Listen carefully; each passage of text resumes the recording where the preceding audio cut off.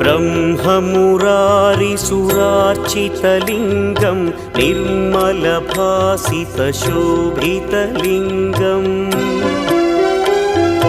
जन्मजदुःखविनाशकलिङ्गं तत्प्रणमामि सदा शिवलिङ्गम् देवमुनिप्रवरार्चितलिङ्गं कामदहन करुणाकरलिङ्गम् रावणदर्पविनाशकलिङ्गं तत्प्रणमामि सदा शिवलिङ्गम्